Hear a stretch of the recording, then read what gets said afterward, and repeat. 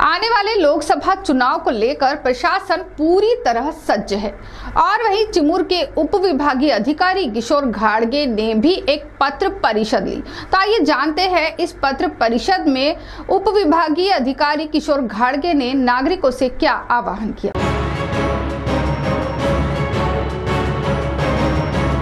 लोकतंत्र को मजबूत करने के लिए पहली सीढ़ी मतदाताओं का पंजीयन करना है और पात्र नए मतदाताओं ने अपना नाम पंजीयन कर अपना वोट देने का अधिकार करें, ऐसा आह्वान किशोर घाड़गे उपविभागीय अधिकारी चिमूर इन्होंने प्रशासकीय भवन में आयोजित पत्रकार परिषद में दिया। तो सुनिए इस मौके पर पत्रकारों के साथ बातचीत करते उन्होंने क्या कहा।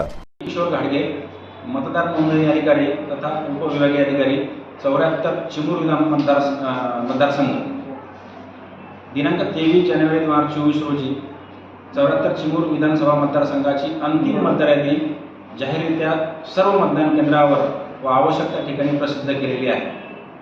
चिमूर विधानसभा मतदारसंघातील सर्व मतदारांना मी जाहीर आवाहन करतो की प्रत्येकाने आपले नाव मतदार यादीमध्ये आहे किंवा नाही हे स्वतः तपासून पाहावे। ज्या मतदारांची नावे अद्यापही मतदार यादीमध्ये समाविष्ट झाली नसतील अशा मतदारांनी तात्काळ VHA जे भारत निवडणूक आयोगाने दिलेले ॲप्लिकेशन आहे याद्वारे घर बसल्या आपल्या अँड्रॉइड मोबाईलमधून मतदार नोंदणीचा फॉर्म भरून द्यावायचा आहे।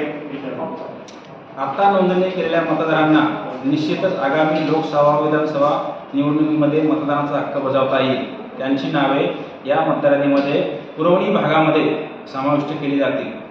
त्याचप्रमाणे ज्या मतदारांच्या नावामध्ये पत्त्यामध्ये काही दुरुस्ती असतील त्याही मतदारांनी तात्काळ नमुना नंबर 8 भरून द्यावायचा आहे।